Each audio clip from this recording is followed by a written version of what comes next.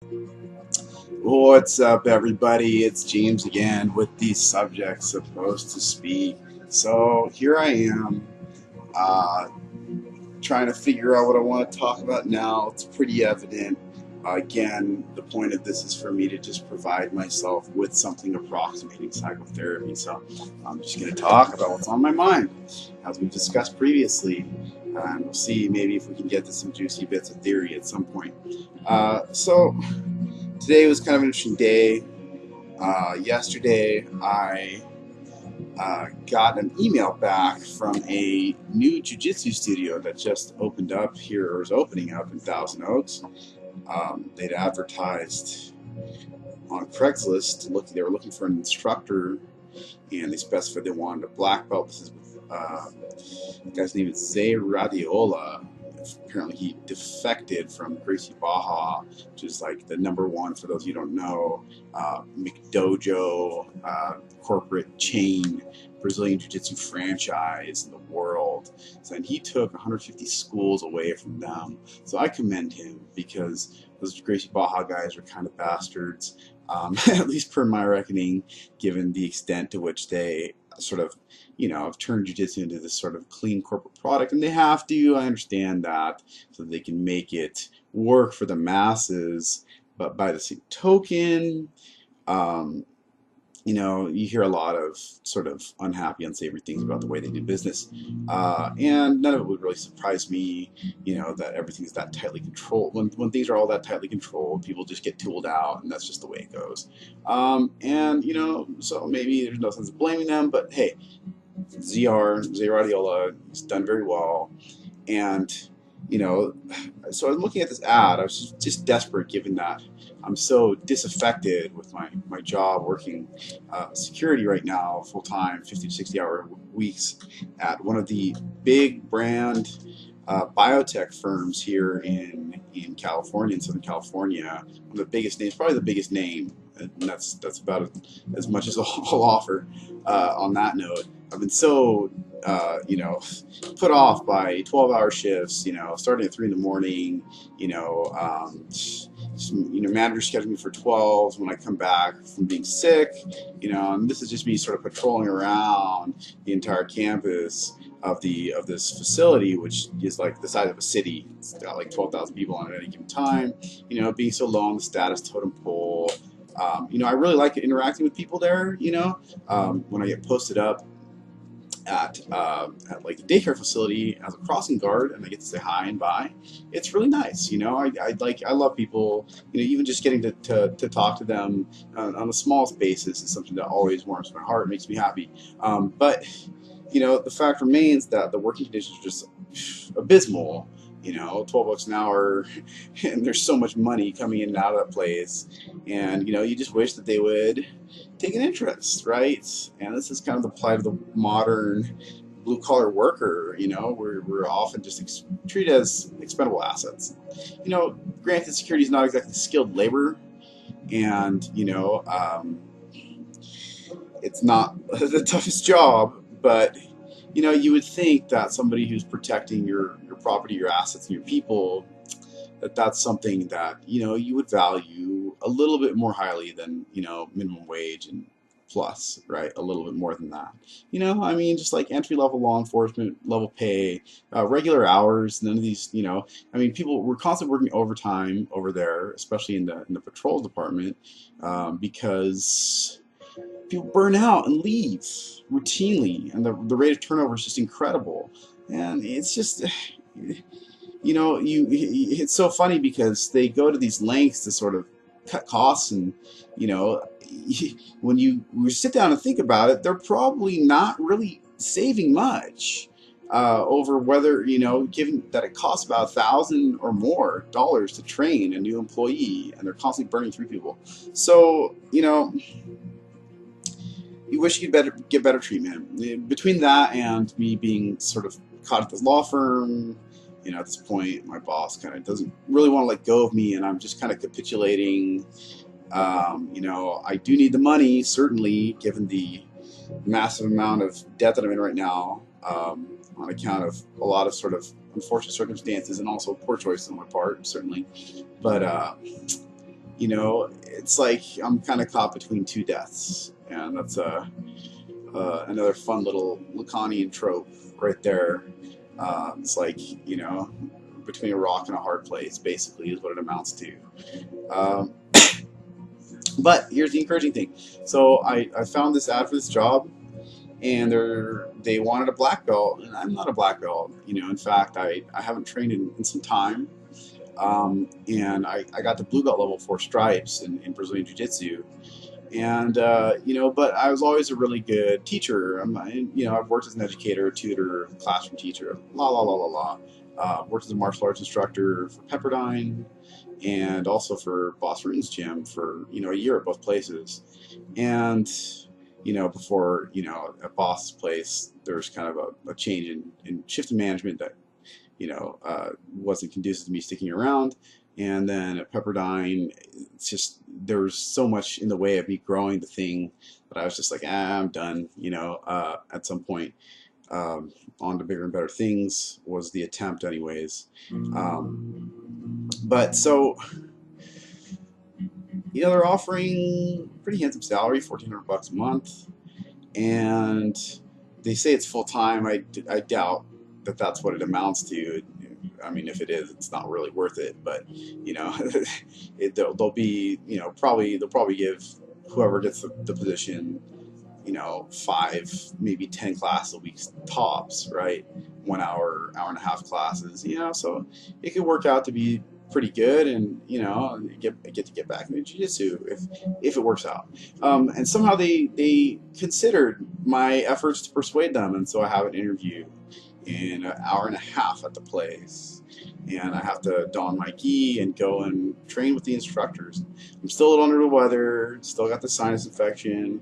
I'm planning on waking up at 7 tomorrow for a 12-hour patrol shift, you know, at the big brand biotech place, and you know, I'm really dreading it because I know it's going to make me sicker. But at this point, I don't have much of a choice. You know, I screwed up my last invoice I sent in at the law firm, and it's the last time they're going to tolerate that, apparently, and cut me slack. So I have to wait 3 weeks after my normal, you know, time that I'd be getting paid for that check or for that direct deposit to come through, which is really awful. And so I'm once again find myself living on borrowed money, which really sucks. I had to take out $1,000 lend-up loan to sort of finance my physical therapy, which the cost of which just went through the roof, given that the county of Ventura kicked me off my covered California care without even really informing me of what they were doing. And I had to re-up, and I reported higher income, and now I have a $650 deductible I need to pay down, yada, yada, yada, yada. Yeah, I'm kind of in this financial, existential shithole right now, basically. But I'm hoping for the best. I'm hoping that, you know, tonight I'll impress some people, you know, bring my A game, beat some ass, and you know, not be afraid to really show these guys what's up. And I know my skill level is good. I know it's there. You know, my old instructors world champion instructors wouldn't have been constantly begging me to come and train with them, practice takedowns and stuff. Wouldn't have thrown a bitch fit when I submitted him either. You know, I know my skills are up to snuff. I know my people skills are there. I know that I can do this damn thing and I can do well at it. And, you know, granted, it's probably not going to grow. I mean, I guess it could grow if it's something that I really want to commit to again. As much as I don't want to stay in the Canelo Valley, and as much as, you know, joining the military and piecing out, it's very much on my mind still.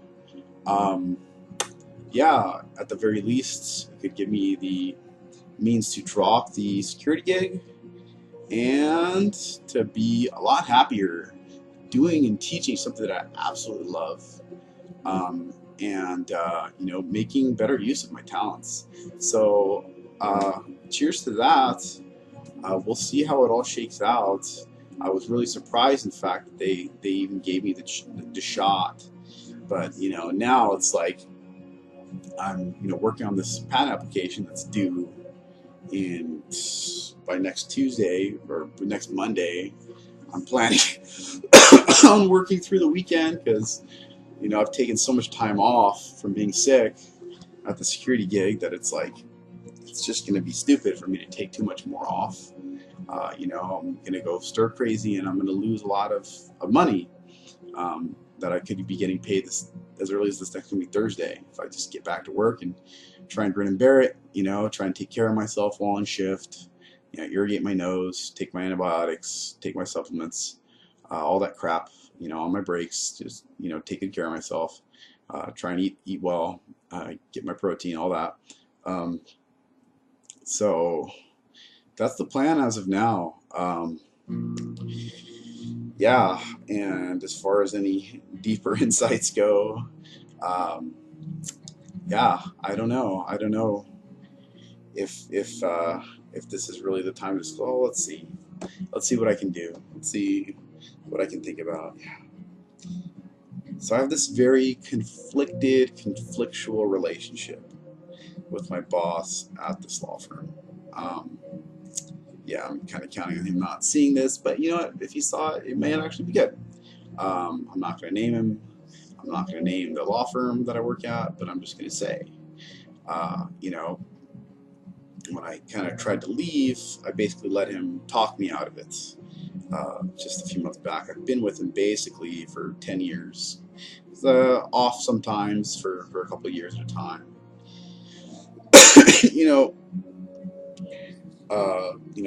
Since I've decided I'm not going to try and pursue that engineering degree, I'm not going to try and pursue this path, right?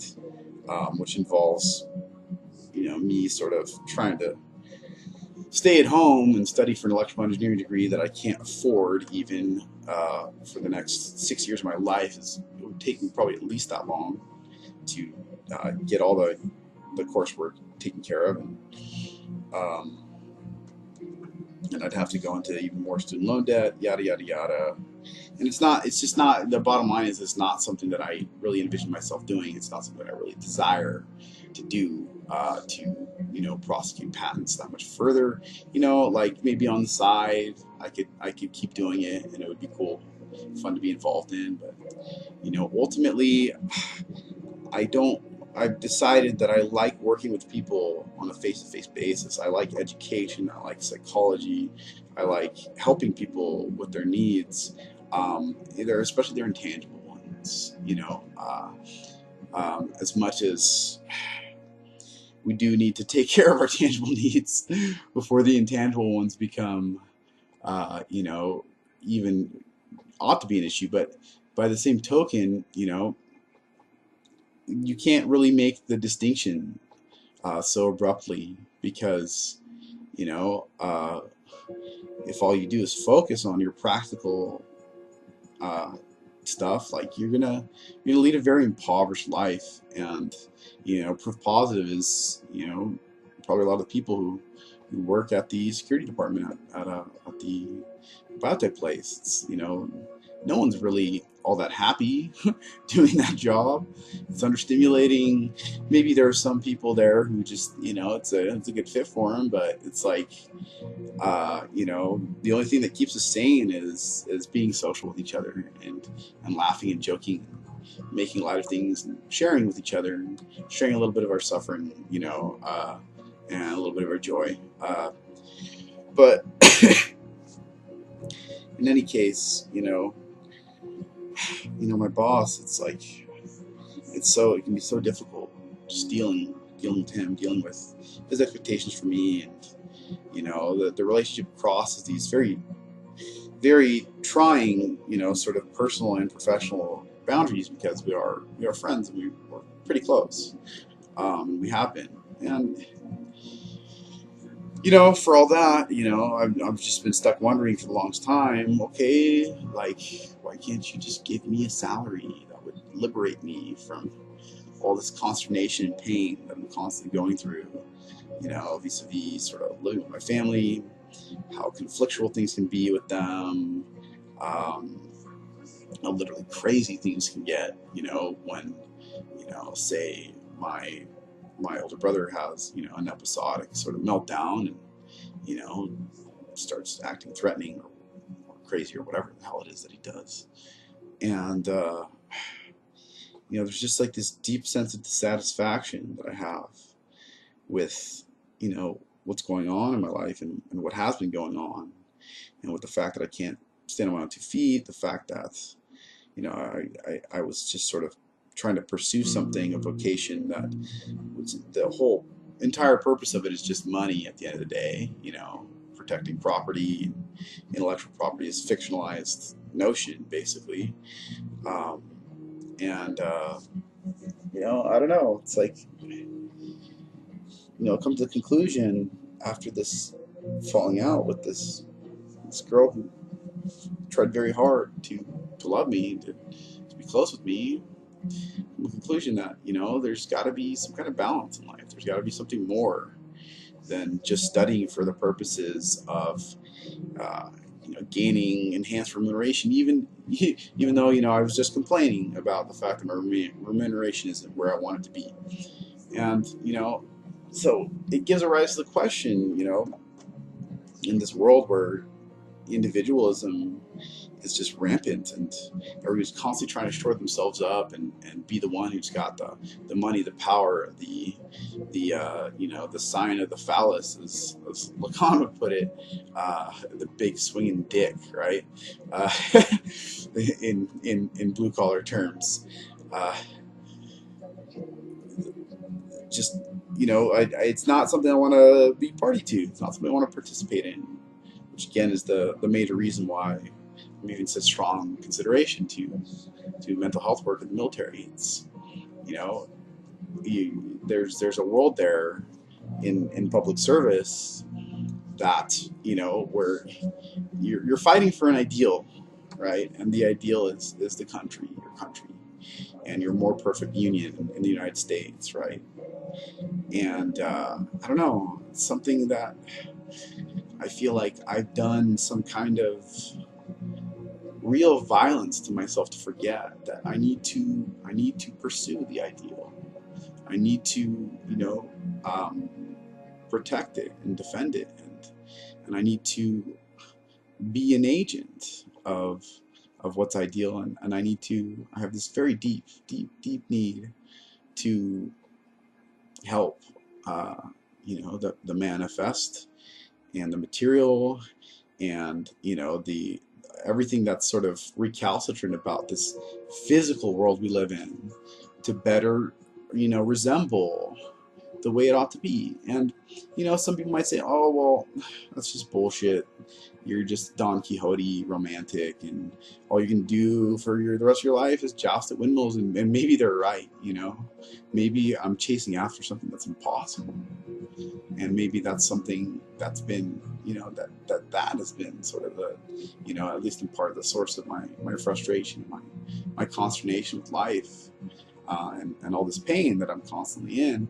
But still, it's there's this quote from Hermann Hesse from The Journey to the East, this little novella that I really love. It says, one thing amongst us journeyers was agreed to above all else, and that's one must continually attempt the impossible. And I guess my attitude is, if we're not doing that, we're not pushing the envelope, we're not pushing the boundaries of things, if we're just content to let everyone else and everything else dictate to us what's right, what's wrong, what's acceptable, what makes sense, if we're then we're just hiding from ourselves in these bodies of conventions and these banalities, and we're just trying to sort of go back to the herd. And that's not the person that I want to be.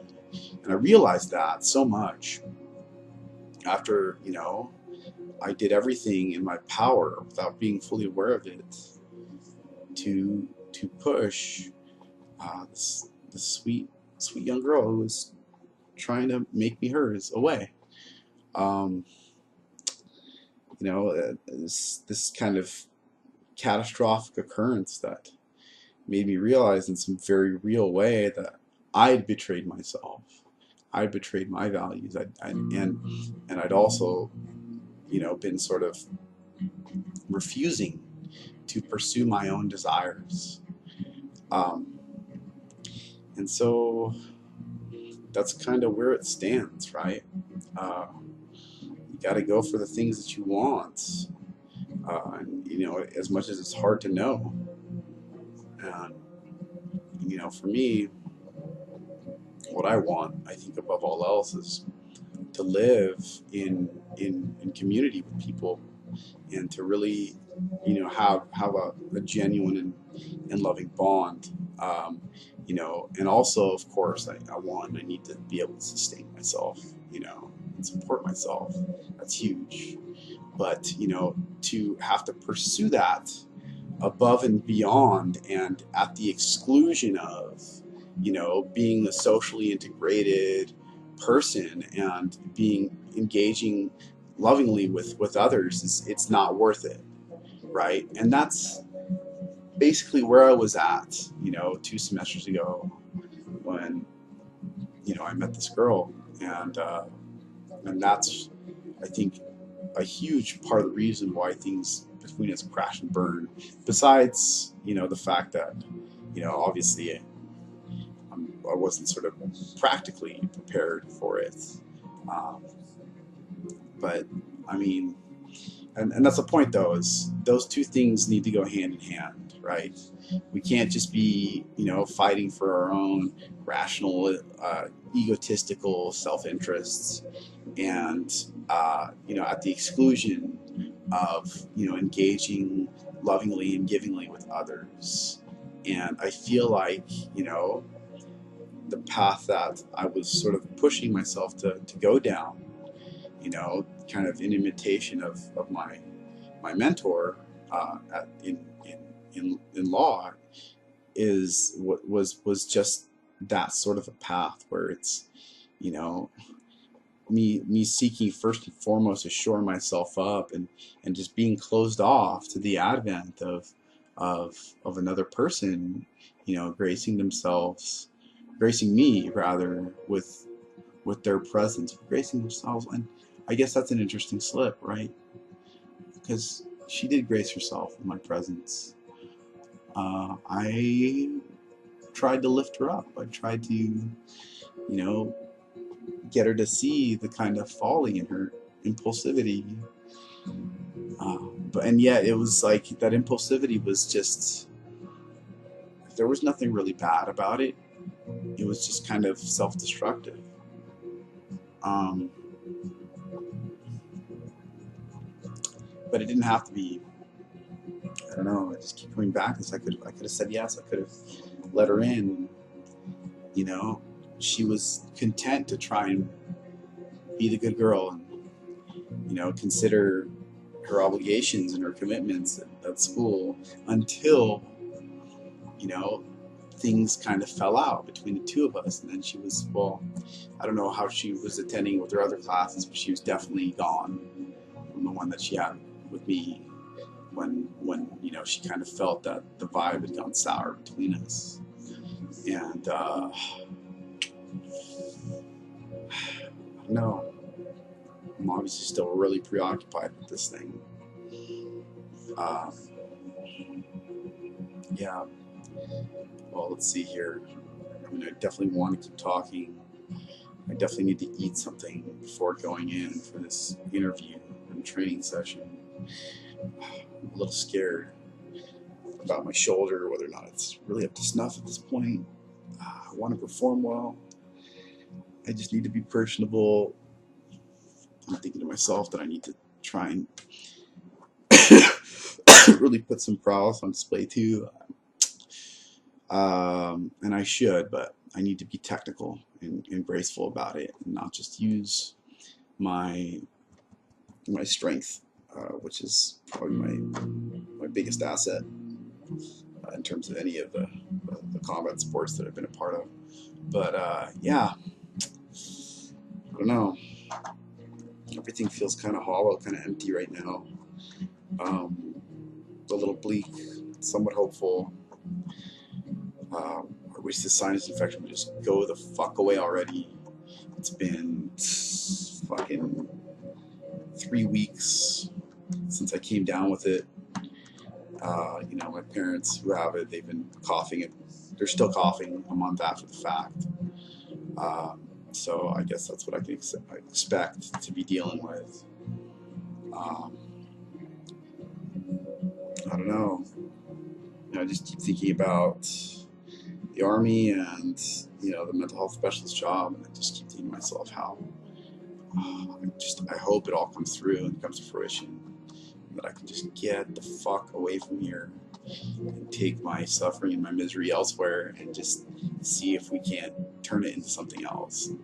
I know it's going to be hard if I do get in. I know it's going to be kind of a smack in the face. I'm going to be making 2 G's a month and probably living on base for a while as an E4. So I can't see commission at this point. I'm too old, and my debts disqualify me. That's just, you know, a bit of sort of legal trouble that I got into when I was very young. But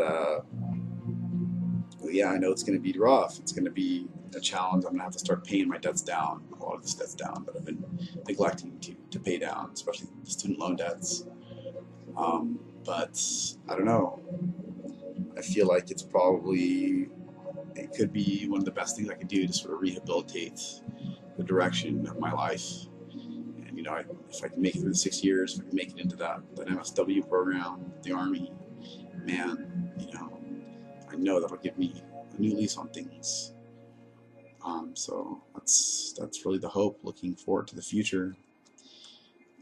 You know, I can meet these goals.